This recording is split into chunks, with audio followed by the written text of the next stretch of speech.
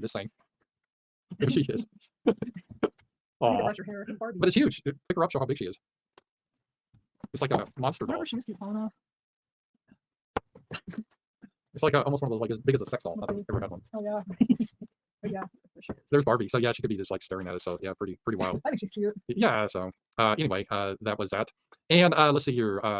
Okay, so we thanked everyone again. I want to thank you all for your gifts, and it's really been cool. And Sasha, well, just talking about a few things. We have someone that called in, and let's just see if he wants to say anything. Simulated Xennial. I don't know if you want to talk, but if you do, you need to you have to mute us because there's an echo. So I'll try again in a little bit.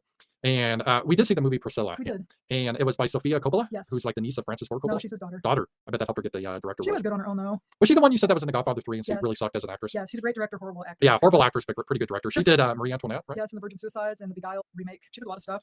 Okay, yeah, and her movies tend to be, and I like it. They're very atmospheric. Is that how you say it? Atmospheric, yeah. Atmospheric, and they're kind of a slow burn, where it's not like a lot of stuff that happens right away.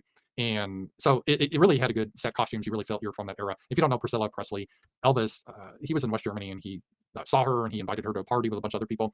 And at the time, she was like 15. 14. And he was 10 years older, like 24. He was in the army.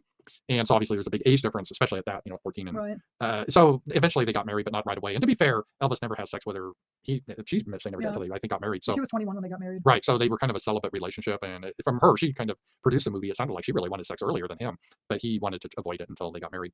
And they only stayed married 6 years, I believe. So they were together a long time. Yeah. And then they got divorced. And then like 3 or 4 years later, he died. He died a lot younger than I thought. He was only 42 when he died. Younger than I am now. Yeah, he always seemed older. When I was a kid, he always seemed so old, but it's all relative now. Yeah, because you were a kid when he was alive. Yeah, and I remember him, and I didn't see him obviously as a kid, but he was doing his Vegas stuff and all So he that. would have been like 14 when he died. I remember that. All these women, middle-aged women, were just so upset back then. Yeah, my aunt said she took all her posters and stuff and put them in the burn barrel because she was so upset that Elvis died. Yeah, in the movie, it was nice because I'll give it this. It wasn't woke at all, and maybe because it's a historical piece, they didn't have a bunch of. I mean, there's a few blacks as like the maids or whatever. Right. But Elvis grew up around blacks, from what I understand. He's from Mississippi. Oh, definitely. So it would make more sense for there to be blacks in this movie. Well, there were in Like, Memphis too. That's where he lived. Yeah. Let me see. Yeah, so Simulated Xennial, you still got to echo, so I don't know if you want to say anything or not, but